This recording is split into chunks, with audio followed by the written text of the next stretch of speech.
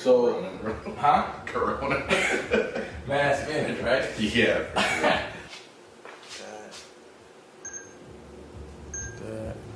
So this is how I feel about like nowadays, like, you know, the local scene is like growing and shit, and there's like a bunch of, you know, new rappers and shit. So Yeah. it's funny how like we'll be at like an Underview show, right? And then all these little niggas going crazy over like said rapper on stage, and I'll be in the back and I'll just be like, but you wasn't out when ODNT dropped. I was out here, B. I remember. He wasn't with me shooting in the gym, bro. Yeah. Niggas wasn't outside. Yeah, man. Fucking, it's crazy because that seems like so long ago, bro. Like it seems like a whole other generation. Yeah, they don't know nothing about it. But before we get into that, so how did you start making music? Like, was it something that was always in you, or did you kind of just grow into it?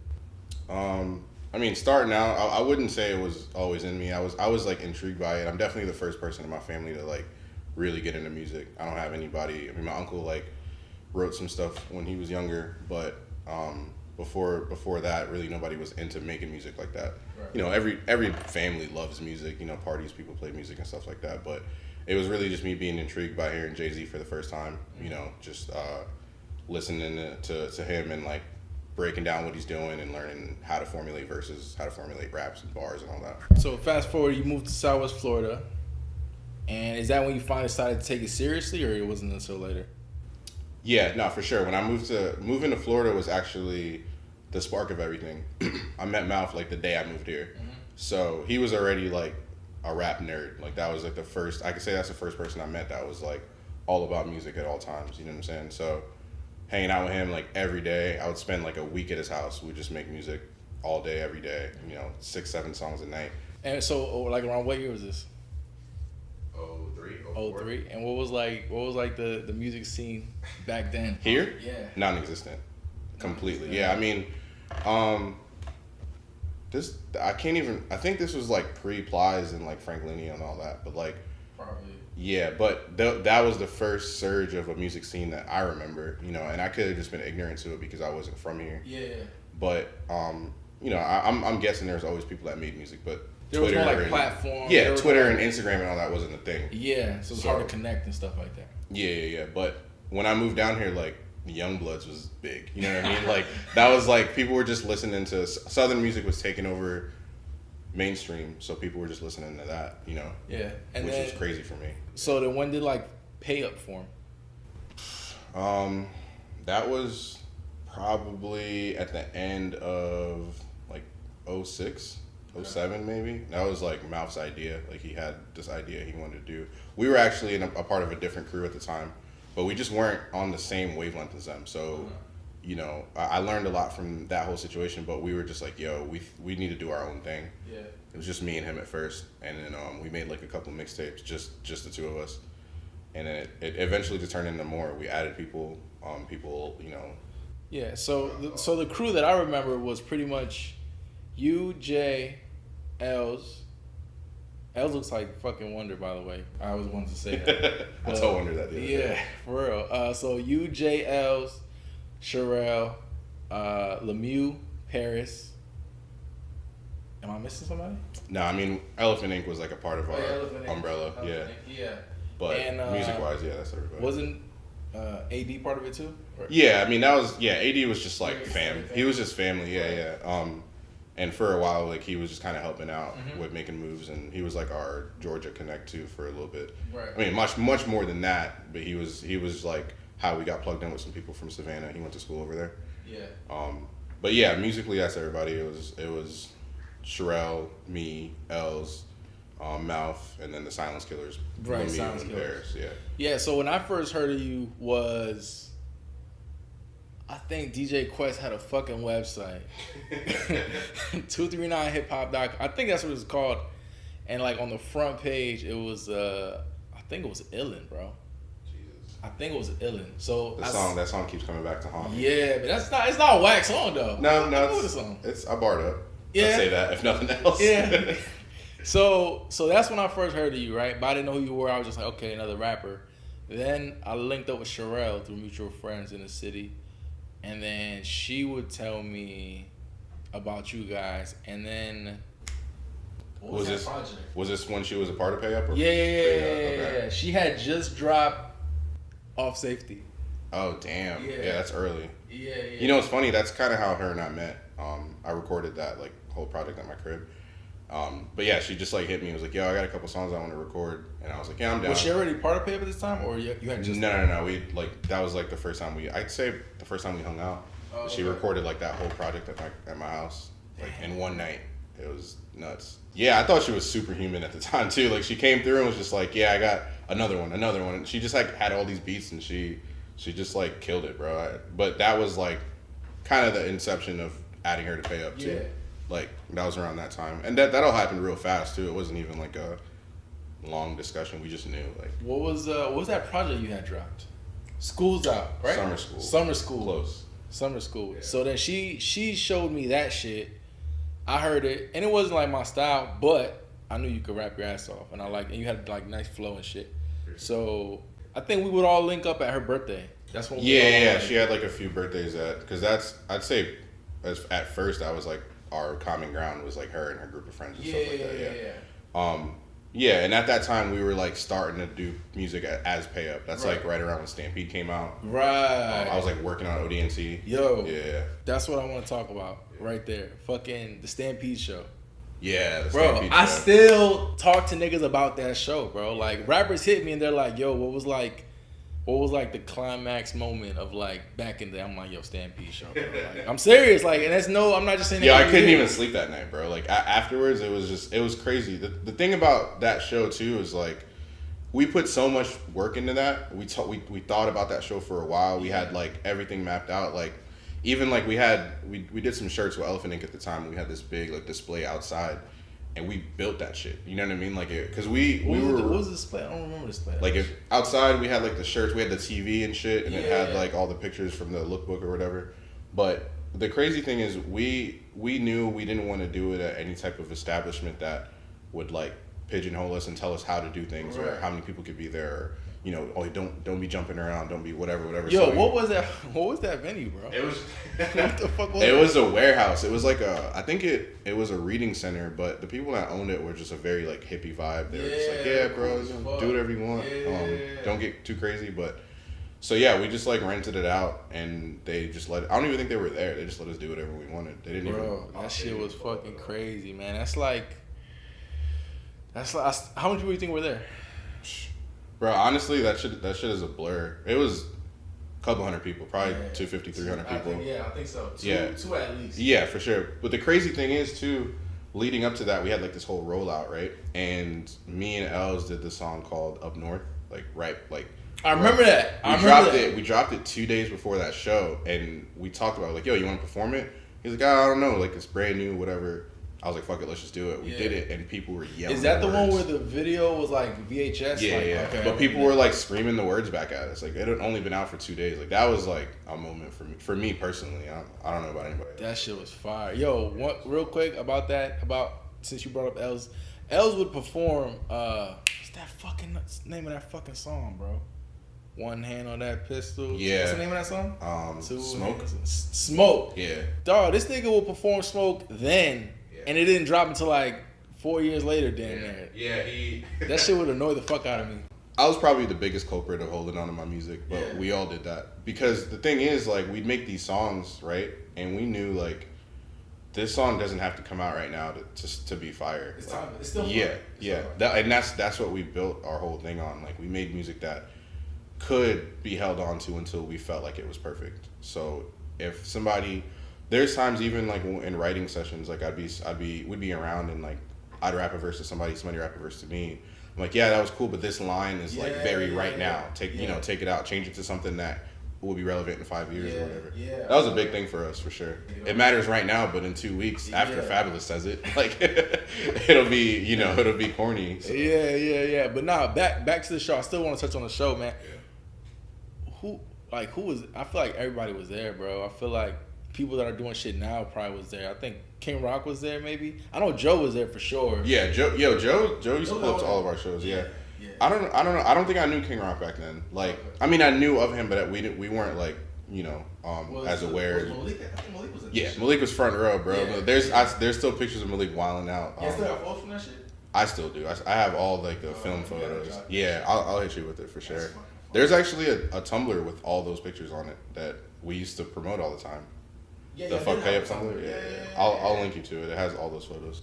Damn, bro, that's fucking crazy, bro. That's like a highlight of my life, right? Even though like I was still around, so like just seeing that shit. That's why I linked up with y'all in the first place, like, cause I was coming from a different background. Like I was different, right? Yeah. But like all the people that I kind of related to, the way they would put out music, I didn't really. There was no quality in it. It was just like regular hood shit. Yeah. I mean, personally, I pride myself on that, but we always did too. It's like that shit matters almost more than it does in the music. It does. You know, because so many people make music, so it's like, how do you separate yourself from that? And the biggest thing is presentation. You know, and a lot of people know that, but like I felt like we were, at least for this area, we were ahead of our time in that sense. We put a lot of thought and effort into how people were going to see it, how people were going to hear it. What their experience is going to be like the first time they saw the artwork or whatever. That shit always mattered to me. One thing I always wondered about especially with Payup, like the group albums, is like, would you guys compete? Like, who had the best verse? 1,000%, dude. Like that was more fun than anything. You know, the conversations that went in behind like, yo, who bodied who? Yeah. Mouth especially. Yeah. He's always talking about how he like, oh yeah, I bodied you on that. Like, to this day, he tells me that, like, you know. But yeah, that was fun. You know, being in our little corners and like, you know, trying to see what somebody else was doing and trying to make sure that you had the best verse on it. But it made the songs that much better. You know what I mean? Has there ever been a time when someone made you rewrite your verse? Nah, I have like, especially with rap. Especially in that context, I always had like this blind confidence, like, nah, man, like, my shit's fire. Like, sometimes I'd straight up be like, I don't even need to hear your verse. Let's just lay this. Like, let's go, you know. But it was fun though, but now I knew when like L's got me on something. All right, he got that. But it's more shameful to go back and rewrite your shit. To me, it's like tucking your tail between your legs. It's worse than the L. It's worse than just taking the L. It's just like, all right, I'm trash. I gotta go. You know. Imagine you go back and rewrite your verse, and he still buys it, and everybody still says it. Yeah. Nah, I never want that to happen to me. Yo, so all right. So the reason why I wanted to touch on that particular subject, feeling, vibe, whatever, is because let's relate that to the scene now, right? Like I feel like now, it's that element is kind of missing, right? Like it's like.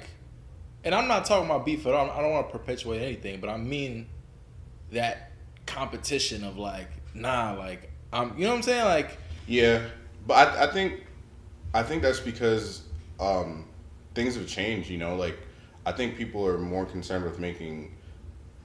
I don't think the competition is gone, but people are more concerned with making better music than somebody else, as opposed to rapping better than somebody else. Right.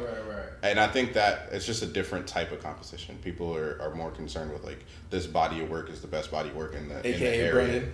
Yeah, no, but Brandon is really good, bro. Like his album is great, you know. And I love the fact that he has that competition mentality. For sure. Yeah. Because he spreads love too. It's not like he's just walking around saying, I'm better than everybody, fuck y'all. Like he shows super love to a lot of people and he still believes in himself, and that's like dope.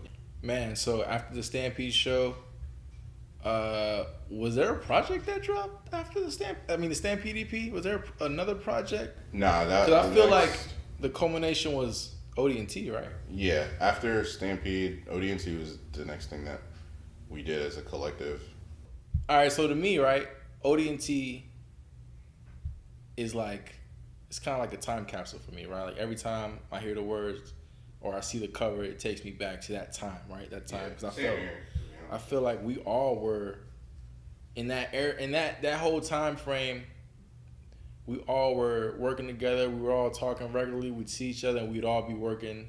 And that always felt like the one, you know, per se. Like that was like, we're all gonna get behind this. We're all gonna push this album, and then when this goes and breaks open the doors, we're all gonna come in behind. Yeah. Right.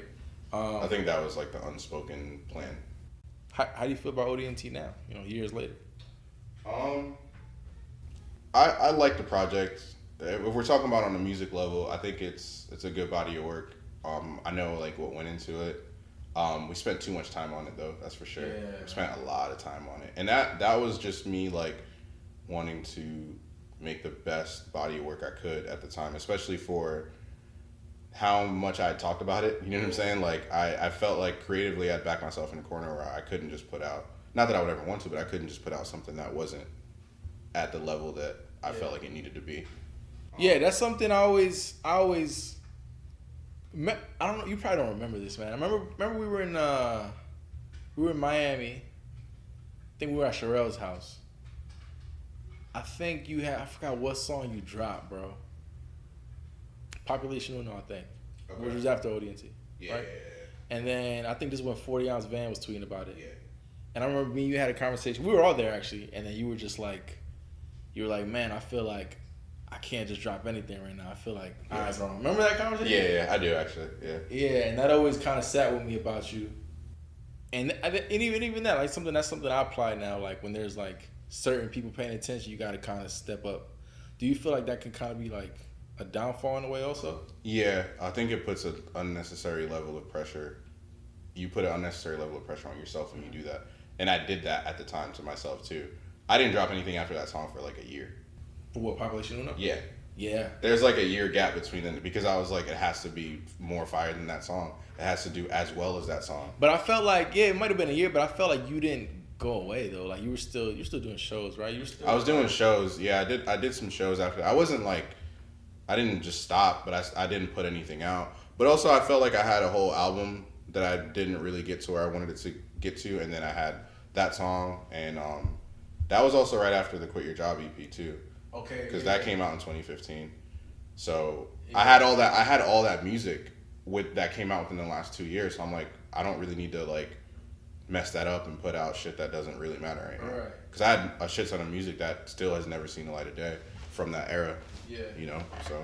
Yo, do you remember that shit when 40 Ounce had tweeted your shit? Yeah, I called you that day. Yeah. Bro, I thought like my phone, like something got fucked up because I don't know what I was doing. I just remember picking up my phone and I had like 20 to 30 text messages. My Twitter was going crazy. Yeah. Like, because all my friends was retweeting it before me. Yo, he tweeted a few times. Yeah, he tweeted like 2 or 3 of the lines. Then he like ripped the song and uploaded it to his SoundCloud or something like that, which was crazy for me at the time. And this is when he was popping. Yeah, I mean he's still popping, but he's not. I don't think he's concentrating on like the music thing anymore. He's more like doing events and stuff. I actually met him a couple weeks after that. He was doing an event in Miami, and I pulled up and I was just like, "Yo, I'm Andre Desaint or whatever," which feels real corny when you do that. It was like the weirdest situation, but he knew. He had like remembered the song or whatever, and we talked for a little bit, and he told me to send him more shit. I did, but we never really like kept in contact after that. So you reached this height, right? Which kind of in the grand scheme of things isn't really that high. Yeah, I was gonna say at the time, you know, like to us, like coming from fucking, you know what I'm saying? Yeah. So you got a buzz. Yeah, that sounds crazy. So you got a buzz. Your name is buzzing, but then after that, it kind of feels like either things slow down for you or you slow down, and then from then I didn't hear anything. Like after that. Yeah, shit got weird, man. That's really the best way I could put it. Personal life, everything that was going on, the people around me, like shit just got strange. Everybody had like another thing that they wanted to do. Yeah. If it was music or something else, and then myself, I was so like deep into what I was doing musically, right. Which is not a bad thing, but I was so deep into that I was ignoring everything around me, like everything, family, you know, relationship, whatever. So I just kind of took a step back. I was like, yeah, I gotta figure things out, and then, you know, ultimately that whole situation kind of deteriorated. Like everybody is just off doing their own thing now, so things kind of simmer down a little bit. Everybody goes their separate ways. I don't hear from you for maybe a year or even 2 years. About 2 years. And out of nowhere, I forgot how I saw this shit. I hear about Trap Caviar and like you're a DJ now, right? I ain't gonna lie, I was like, no, actually, it made sense. Even when I was like, it made sense because you would always have these like, you know, different tastes in music and shit like that. So it kind of made sense. But how did that? Is that something that just as a hobby that just turned into something else? Yeah, I mean, actually, crazy enough, like I learned in front of people. Like the first time I ever really DJ'd was in front of a crowd. It's like an event that Malik had done. Mm-hmm. He was just like, yo, you want to do a set? You know, he just kind of believes in me for whatever reason. Mm-hmm. And then after getting the taste of that and doing like a couple more small things, I was like, I want to do an event. Like I just want to have a party that I'm in full control of. I've always been like a control freak in general. So just wanting to have that environment that I knew exactly what was going to be played at all times. I knew what type of people I was going to invite to it. I knew what the vibe was going to be in general. That was just always something that piqued my interest. And Trap Caviar was just... How'd the name come? It's just a ripoff of the Rap Caviar playlist on Spotify. Okay. I thought it was going to be like a deep meaning, like ratchet, high class shit. Nah. It's just... I mean, that essentially is what it is. It's just like ratchet or like hood music or whatever in a chill environment. What was it? I recently at the 1 year anniversary there was like a little catchphrase, like I forgot who, I think it was somebody put it, was like, yo, if you wanna enjoy ratchet music without all the bullshit. Yeah, the ratchet bullshit. Yeah. Yeah, that's the vibe. You know, I think especially in this area, a lot of venues are really afraid of that type of music because of what comes with it. Mm-hmm. But I try to do that in a controlled environment. You know, I try to make sure that like girls don't have to worry about creepy dudes. And this is every month, right? It's once a month. I mean, it's once a month. Every once in a while, I'll take a month off, like to regroup or whatever if I have some other shit going on. Right. Like we're not doing one in September, just cause. But there's gonna be one in October that we'll come back with. You just had the 1 year anniversary. Congratulations. Thank you, man. Was it y'all had a cake and everything? Yeah. Yeah, man. It was really cool. I it's funny too because it was like June or July and I was just thinking about how long I've been doing it. I was like, damn, it's about to be a year. Like I gotta like at least mention that, you know. And at first I was just gonna say like, oh yo, it's been a year, but I was like, nah, let's do like a thing, you know. So I did, and the city really showed up. You know, I was like damn near emotional about it. You know, like there's a lot of fucking people there, bro. Like it was nuts. So do you feel like, in a way, right, maybe indirectly, Trap Caviar kind of like, you know, rekindled that love for just music? Yeah. In a sense, I mean, I had actively started working on music again before that, but being, being in control of a party, being a DJ, so to speak, like, you're a performer, you know, you do have to control the crowd. At least for me, I get on the mic, I'll say things, I'll try to get people amped up or whatever. And that just gives you that energy of like, yo, I know what's gonna get them going. I'm gonna play this song. Yeah. You know, it's similar to like building a set list as a performer. You come out to the song that's gonna get them the most amped, and you know, you just the placement of it. So having that control again really made me want to get on stage again for sure. All of us, right? When everything kind of simmered down, we all had to readjust, right? We had to figure out how to not move, how to do things on our own. Like essentially, that's why I started this whole shit. Yeah. Because everything died down. Everybody kind of just stopped talking. Everybody went their own ways. I didn't know what to do because I was still learning from y'all. So I was like, fuck, how do I move around? Yeah. So I was like, ain't nobody doing no interviews. So I was like, fuck it, let me, you know, and that's how Yeah, you just got to figure out what's going to work. And you got to try shit. I didn't know Trap Caviar would be anything. I was like, it might be a dud completely, you know, but you got to try it. You got to figure it out. And it works into what I do with everything else too. So you come out back on the scene, right? You're getting ready to drop new music, but shit isn't how it was years ago. So different, man. So different. So different. You got all these platforms now. You got Curate here. You got interviews there. There's a new Hippie Circle. There's fucking Indie Corner. Fucking there's a new radio station 98.5 out. Yeah. Like there's showcases now, and like so now it's like, but you're older though, right? Because a lot of these guys are younger. Yeah, they're like fresh out of high school. So how do you figure out where you fit in, right? Yeah, I mean, not even worry about that. Yeah, that was gonna be my answer to that. Really, it's like I don't think that worrying about how you fit in is how you fit in. You know what I mean? Like I think that is the complete opposite of what you're trying to do when you're just being a part of the scene. I went into walking into a scene a new scene thinking like nobody has to embrace me, you know, they don't owe me that, and I'm not gonna walk around thinking that they do. Mm-hmm. And I think that's been the biggest like component to me being able to navigate with what's going on and do what I do and still being able to connect with the people that are. But I feel like you do get embraced because every time I talk to someone, like they bring you up and everybody says you're dope. Everybody, there's like, nah, man, and you haven't even dropped anything like that. You haven't dropped a project. Right. Yeah. No. There's definitely and I consider myself like, you know, lucky. Not lucky, but and I hate saying blessed. It's weird, but I consider myself to be blessed, for lack of a better word, that people embrace me and people are like really just receptive to what I've done and what I'm doing now. And it's kind of surprising at first because I think like music in general is very much a new artist, older artist rivalry. You know, it's like, yo, get out of here. You know, we're doing this, blah, blah, blah. So I didn't know how that whole thing was gonna go, but and I'm also like kind of standoffish in a way. Like I don't really go out of my way to like, unless I really, really respect you as a person, I don't really go out of my way.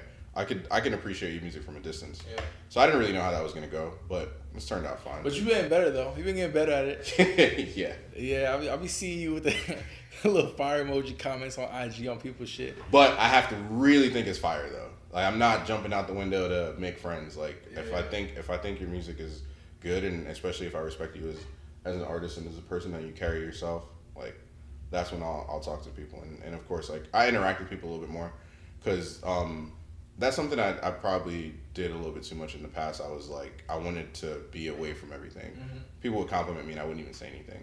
I didn't know how to receive it though. Yeah, it's like, so that's something I've been trying to, you know, work on, I guess.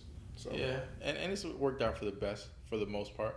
Yeah. So now something I do want to touch on that I feel is like important, that shit, I see it a lot actually, like especially with the local scene, man. There's a lot of guys out here that have been out here, right? Like there's Woods, Wiggs, there's a lot of people, even me, right? So we're getting older, right?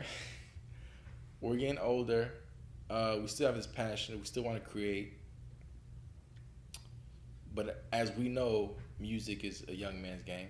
So essentially, not always, but essentially, the window gets smaller as you age. How do you deal with essentially not, or with being okay that you might not make it?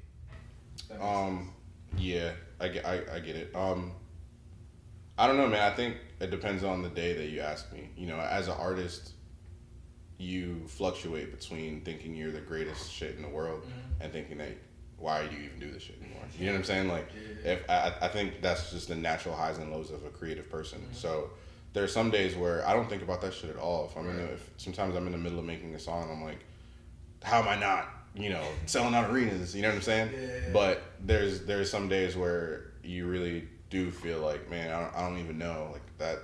Does this even matter? Yeah, does this even matter in the grand scheme of things or whatever? But it's, I don't know, man. I try not to think about it. Mm-hmm. That's the best way I go about it. And to double back on what we talked about earlier is making timeless music too. Right. You know, I don't go into making a song specifically for a certain type of person or specifically for right now or whatever. So I think that if you go into it with that mindset, you don't have to think about those things. You don't have to think about an expiration date on you as a creative or you as an artist or your appeal in general. And that's the best way to operate for me, at least, you know. Yeah. One thing before we wrap up, I do want to double back on a touch, man, is I stress this out to artists all the time, right? Like the importance of traveling outside of your city, man. Like I'm sure, yeah, there's people that have gotten signed just from here, right? But I feel like that doesn't happen for everyone. Yeah, so that's super new too. Yeah. So I feel like most people have to go to other cities, man. And I just remember the times when we would go to Miami, you know what I'm saying? And everybody would perform and struggling. In a hotel room for 12 people and shit. Like, wild shit. No, but I feel like we always had like plug. Everybody knew people. Yeah. People. I mean, yeah, for sure. We had enough places and we had enough friends to make it work, but it was still kind of trash sometimes. Man, it's like, I ain't gonna lie, man. Those were like some of the best times of my life. Not to get on some like emotional shit, you know what I'm saying? Same here, bro. Like it's interesting because those times were like probably the most difficult to get through and think about, look around, and like I said, you know, a lot of us lost relationships. A lot of us lost like just bonds with certain family members or whatever because people don't understand. Yeah, they don't understand what you're trying to do or how much you're willing to give up for that one thing. You know what I'm saying? So, but yeah, I mean, the original question was how important is traveling, right? Like that. I think that it is important, but I think that you can't ignore the core of where you're at too. You have to balance the two. I can't say that we did that before because there wasn't a scene here like that. But I feel like throwing the Stampede show, I definitely, you know what I'm saying? Like, y'all did it here. Like, yeah, that's true. Yeah, I guess you're right. And didn't y'all guys do another show, Mirage, or like y'all performed or something? We did a bunch of. We try to do a show, a big event once a year. That's what we try. We like even for ODNT, we did the Elephant Ink pop-up shop for the whole weekend. Remember? And then I didn't go. Oh yeah. No, you're good. I forgot about that. Yeah, but yeah, there was we opened up a store, like a real fucking brick and mortar store for a whole weekend, and then the last night we shut it all down and we did the ODNT show. Yeah. So we try to do something like that once a year that we thought that nobody was doing around here, you know. And people might agree, people might not agree, whatever. That's always like a discussion around here. Oh, we were doing that. Y'all aren't the only person, whatever.